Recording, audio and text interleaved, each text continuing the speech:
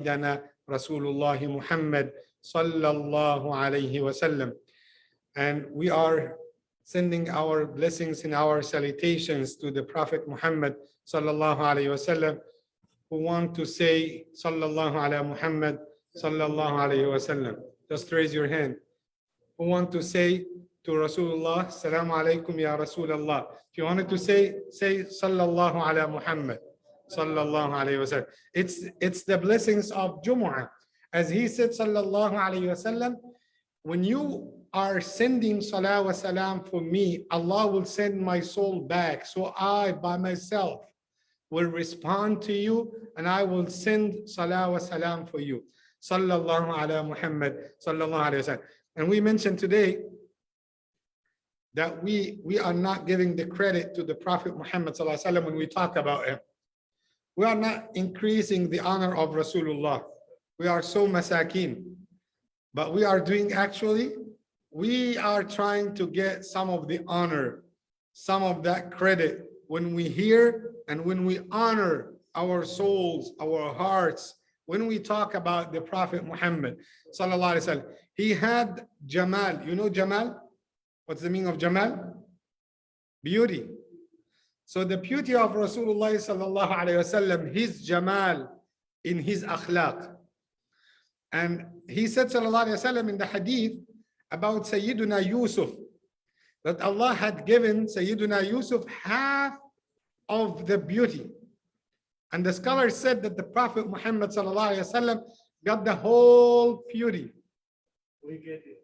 Yes, but they said that Allah subhanahu wa ta'ala covered that beauty with the good akhlaq. Sallallahu ala Muhammad sallallahu alayhi wasallam. And I remember the hadith when Sayyida Aisha wanted to talk with Rasulullah sallallahu alayhi wasallam one day. I think she missed the needle, and she started to look for the needle and to search for the needle. So she couldn't find it until Rasulullah sallallahu alayhi wasallam opened the gate and he entered. So the narration said, فَأَضَاءَ مِنْ طَلْعَةِ نُورِهِ. Then the room started to get more light because of the presence of Rasulullah sallallahu alaihi wasallam. She said, then I found my needle. Then she said, Ya Rasulullah, Wallahi innaka indi ahla min al-qamar. Listen, sisters. She said that about Rasulullah. Ya Rasulullah, I swear by my Allah, you are in my eyes are sweeter than the moon itself. That's Rasulullah sallallahu ala Muhammad sallallahu alayhi wasallam.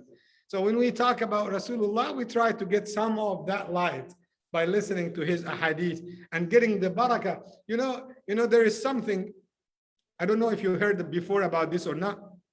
We used to get in Al-Azhar, and alhamdulillah, it's still there. Alhamdulillah, I attended some. I have my colleague, Sheikh Mahmoud. Mashallah, he's professional at this issue. It's called Majalisu Sama'. Majalisu Sama'. It's gatherings, circles, just to hear the hadith. It's called the Majalis Sama'. You know Sama', Tasma', Yasma', Yes, Sami'a. So to hear. They are sitting in circles in the masjid. Large numbers. They are just sitting to listen to the hadith of Rasulullah, to get the blessings of listening to the hadith. And I remember on the day of Arafah, when I was there in Egypt, they called me and they packed me online and they said, we have the great Sheikh so-and-so. He, mashallah, was 90 something. And they wanted to get ijazah from him before he dies, before something bad happens to him, to get license from him in the hadith. So my colleague, may Allah bless him, Sheikh Mahmoud, called me like half hour before the iftar. And he said, we wanted you to share the time with us and listen to the hadith of Rasulullah sallallahu alaihi wasallam, certain types of hadith with certain transmissions, chain of the transmissions. And he said, because we wanted you to get this particular ijazah, it's related to all the ahadith that was narrated regarding the day of Arafah. So alhamdulillah, I got this license and ijazah, alhamdulillah, while I was there. It's it's the barakah of getting the to listen to the hadith of Rasulullah. And not only this, let's say this hadith or this bunch of hadith that we got the license in, who is at the beginning of the chain of the transmission? Rasulullah. So we say Rasulullah. Who is next? For example, Umar ibn Khattab, who took from Umar, so and so. Then we go down with the chain of the transmission till it comes to you. You are in a chain of transmission. It has whom? Rasulullah Muhammad. Can you imagine the honor? Can you imagine the barakah that you and Rasulullah sallallahu alaihi wasallam in the same sheet? It's a big thing. So I just wanted to share with you this idea. So we talked today about the characteristics of Rasulullah sallallahu alaihi wasallam, and we talked today about the concept of that he was a walking Quran on earth. And why is that? Because Allah subhanahu wa ta'ala sent the Quran like his words. But Allah wanted to show us a practical example from the human beings, so you can be aware and you can understand that this Quran is applicable. This Quran is applicable, and the evidence for that Rasulullah himself applied what is mentioned in the Quran. So they said he was a walking Quran. So it's not real Quran, means it's a metaphorical expression, means like he used to apply what is mentioned in the Quran. And we try to pick up some of the, when you talk about Rasulullah sallallahu alaihi wasallam, you cannot do this in the rest of your life. You can spend the rest of your life just talking about Rasulullah. It cannot be in 25 minutes. I counted the minutes for the khutbah today. It's exactly 28 minutes. You cannot talk about the Prophet in 28 minutes, you know? But it seems like you are in a garden full of roses, different flowers, different roses, and you wanted to pick some of these to get that smell, the most beautiful smell from the garden of Rasulullah Muhammad sallallahu ala Muhammad sallallahu alayhi wasallam. And not only this, when you talk about many aspects of his life, like how he was as a father, how he was sallallahu alayhi wasallam as a husband, how he was as a friend, how he was as a neighbor, how he was as a prophet, how he was as a leader sallallahu alayhi wasallam, you will get to know a lot. And our ummah, that's what I believe in. Our ummah now in a bad shape, or in a very weak shape, because we are far away from following the sunnah of Rasulullah, from applying his life method, sallallahu alayhi wasallam, from following his pattern in life, sallallahu alayhi wasallam. And just let me give you an example. Nowadays, we as Muslims, unfortunately, we get angry very quickly. And we try to get victory for ourselves. Rasulullah, one of his qualities, I want you to know, ما غضب لنفسه قط. He never became angry because of himself. The only thing makes him angry is the deen. If someone violated the deen of Allah, that's the only thing. Like if somebody wanted to be like to oppress somebody, if somebody wanted to change in the fundamentals of this deen, but for himself, no. Nowadays we get furious in seconds because of ourselves, because of our name and fame, and our reputation, myself, my dignity, my family, my work, my car, just my. And we forget sometimes my deen. So if you get to know that somebody, for example, that changed in the hadith of Rasulullah, for example, or someone is mocking of Rasulullah, You may pass this. It will not take too much time of your thinking. But if I told you that he is mocking of your dad, that's our family, our name. That's the reality. Without any, we cannot hide our heads under the sand. It's a reality. So Rasulullah for himself, no, he used to, sallallahu alaihi wasallam, he used to give the utmost mercy to each and every one, sallallahu alaihi wasallam. A person wanted to enter Islam, but he wanted to test Rasulullah Muhammad if he has the qualities of the prophethood or not. So we cannot say that he's a prophet and he gets angry very quickly. You remember the man who came to Rasulullah, he said, Ya Rasulullah, give me a wasiyah, give me advice. He said, what? Don't get angry. He said, okay, Rasulullah, I got it. I wanted more. He said, don't get angry. He said, okay, I got it. I need more. He said, don't get angry. So I think the man became angry, So, so that's the case. When you think about this, he wanted to confirm and stress the point that you as a Muslim, you need to have that calmness, the inner peace, more than being angry very quickly. So the man wanted to test the Prophet Muhammad. And he had kind of relationship with business with the Prophet Muhammad. So he came in front of each and every one in Quraysh, in Mecca. Then he started to accuse the Prophet. He claimed that the Prophet is owing, like he's owing him a debt. And not only this, he delayed and he didn't pay him. So he came and he said, oh, you are the people of Quraysh. You always have this bad habit that you are delaying in paying your debts.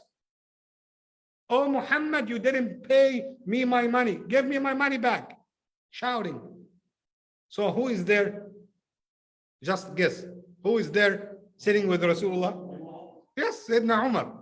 And when we talk about Umar, he is the sword in the truth. That's Umar. Umar cannot accept that to happen to Rasulullah while he's still alive, while his soul is still in his body. So he stood up quickly and he grabbed the man and he said, how could you talk like this with Rasulullah? So Rasulullah stood up quickly and he prevented him. And he said, why, Ya Umar, you are talking with him like this? He said, Ya Rasulullah, didn't you see how he talks with you? He said, no, you should have another technique. You shouldn't have another way. You should ask me first to give him his money. And Rasulullah knows very well that he does not owe him any money. You should ask me to give him his money, and you should ask him to ask politely. That's Rasulullah. Then he gave Umar the order. He said, take him to a certain place, so and so, and not only to give him that money that he talked about, double the payment. Double the payment, because you had frightened him. You get him feel scary. Double the payment. Give him so and so, and he told him about the amount. So while they are walking, the man and Sayyidina Umar, can you imagine now how Sayyidina Umar feels towards this person? So while they are walking, he said, Umar, I don't want any money. I just wanted to test Muhammad sallallahu alaihi wasallam. I just wanted to test him to see if he is a prophet or not. I don't owe him any money. And I, in front of you, Umar, and you will be my witness, I bear witness that there is no God but Allah, and he is the messenger of Allah. Sallallahu alaihi wasallam. This is the real message of Islam. Do not think about, listen, one of the things that I hope if I am talking with the majority of the young ages, do not think that the mercy of Islam can be together in one heart with the hatred. Hatred and mercy cannot be mixed in the heart of the believer. Any kind of hatred. Do not hate anybody. Do not hate even animals. Do not hate food. You know, I wonder sometimes when I hear some of our young generations, no, it's a junk food. It's a junky food, I don't eat it. Sometimes they push it, some kids, and I see that on some YouTube videos. They make tricks using the food, which is a bounty from Allah that He granted us that food.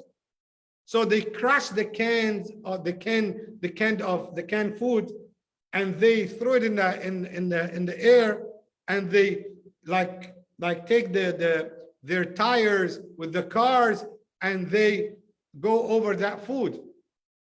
Subhanallah, you are denying the bounties of Allah. How many human beings starving to death? They don't have anything, and you are playing with the food, You are undermining the ni'mah of Allah that He granted you. Rasulullah wasn't like this, sallallahu alayhi wasallam. If he found a piece of food, sallallahu alayhi wasallam, he used to wipe it, then eat it. And I told you about the person that he invited Rasulullah sallallahu alayhi wasallam after 3 days that he didn't find any food, sallallahu alayhi wasallam. Rasulullah said in the hadith, if I wanted to ask Allah to make me a king who is a prophet, He would grant me this. But I chose to be a slave who is a prophet. So I can eat a day, I would be thankful. And then I would be hungry the other day, then I would ask Allah to give me. So his status between asking and thanking. What a beautiful life. What a beautiful life. It seems like hard, but that's the life of the prophets. That's why their mission wasn't easy at all. This is the life of the prophets. So the man invited Sayyidina Abu Bakr, Sayyidina Umar, and Rasulullah. After 3 days, they didn't find any food to eat. And after the 3 days, the man invited the three of them. And listen to this. And it seems like the man was so generous. Even the hadith didn't mention the name of that person. He was so generous. He slaughtered like sheep, and he cooked the sheep, and he put the meat in front of the Prophet. When he heard that three men didn't eat for 3 days. So imagine if you didn't eat for 3 days. Will you eat the sheep by yourself? MashaAllah, Allahu Akbar. Okay? So he put that food, too much food. He is thinking that they will eat it all. You know, the narration said, فَدَعَى رَسُولُ اللَّهِ أَصْحَابَهُ. Then Rasulullah invited all his companions. Sallallahu ala Muhammad. Sallallahu alayhi wa sallam. All his companions. He didn't want to eat only by himself or just with a small group of people. Sallallahu alayhi wa sallam. He didn't want his Sahaba, his companions, to starve outside. That's why sometimes nowadays, I don't want to interrupt the story, but it's a very important point. You know, in Islam, that if you slept while you are full and your neighbor next to you is hungry, you are not representing Islam and you are not a follower of Rasulullah sallallahu alaihi wasallam. Your neighbor, Imam, but he is a non-Muslim. Your neighbor, and the hadith did not differentiate between whether he is a Muslim or a non-Muslim. Give him. Give your neighbor. Knock his door and say, Assalamu alaikum. I'm your neighbor next to you. My wife had prepared that delicious food. Take it. This is the case. Invite him to your house. Don't say, no, that's my food, my house, my stuff, we became so greedy, wallahi. We have food in our houses. It is enough for 2-3 months. And still we think like Allah is not happy with us. Astaghfirullah. Astaghfirullah. So when they came, while they are eating, Rasulullah had like a piece of meat. He cut it and he took the permission of the owner of the house. So he said, can I send this piece of meat to my daughter Fatima? She also had 3 days she didn't eat. Whom we are talking about?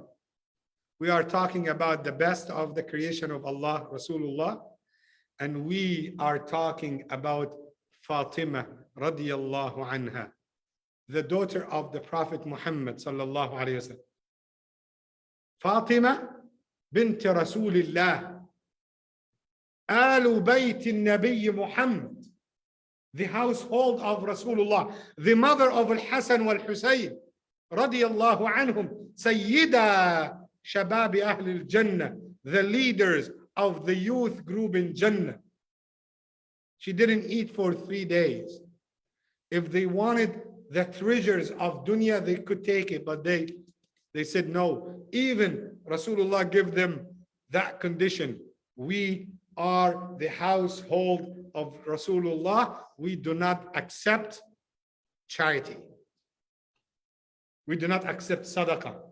We just accept hadiyah, gifts. And that's it. That's his akhlaq, sallallahu alaihi wasallam.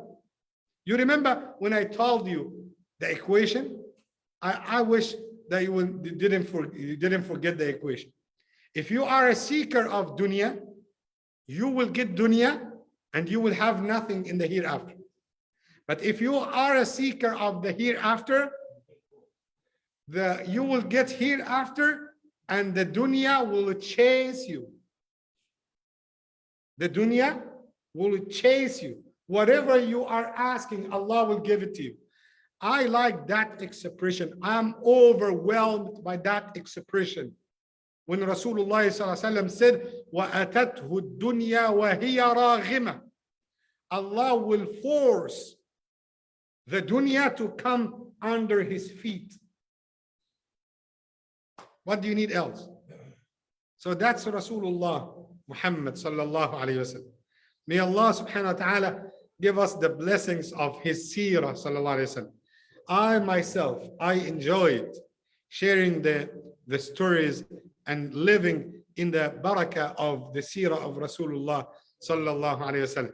I don't want to finish talking about Rasulullah sallallahu alayhi wa sallam, but really, we need to take the major lesson here.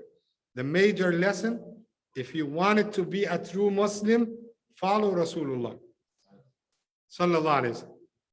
Follow, you know what?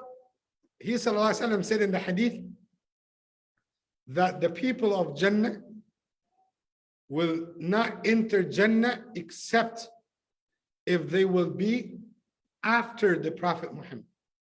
If they follow Rasulullah, because he is the first one who will knock the gates of Jannah.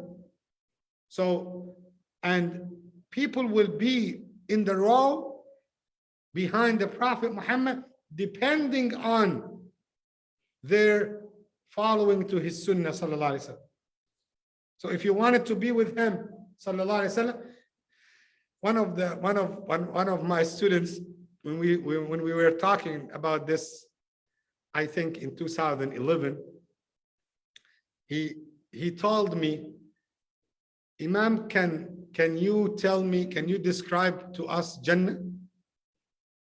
Then I picked up some of the statements of the scholars when they said it's enough for you, if you wanted to get the desire and the temptation to know about Jannah so you can work for Jannah.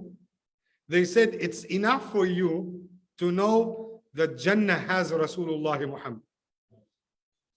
That's enough for you to work so you can meet him. Regardless of the palaces and the na'im and the blessings and the gold and silver and rivers and all this stuff.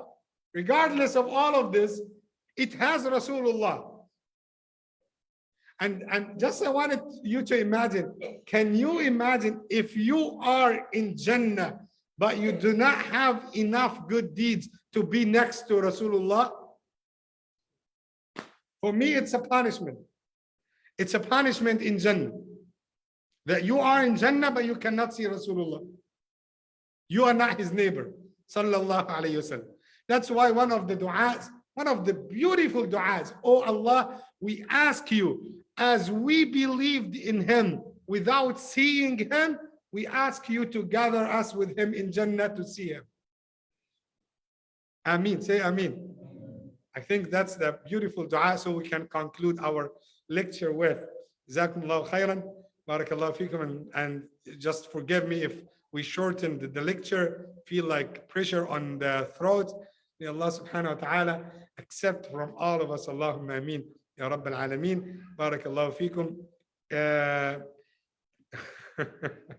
MashaAllah. Sister Bibi Asad, the seerah, yes, she is talking about the seerah of Rasulullah sallallahu alayhi wasallam, and she says, please do more classes on seerah.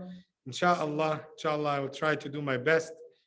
Before that, we give, you remember the sealed nectar when we talked about mostly the entire seerah of the Prophet Mohamed sallallahu alaihi wasallam. Inshallah, maybe in the plan, our next plan, inshallah, we could give more time for the seerah of Rasulullah sallallahu alaihi wasallam. And may Allah subhanahu wa ta'ala bless each and every one. Allahumma ameen. Jazakumullahu khairan. Barakallahu feekum. Wassalamu alaikum wa rahmatullahi wa barakatuh.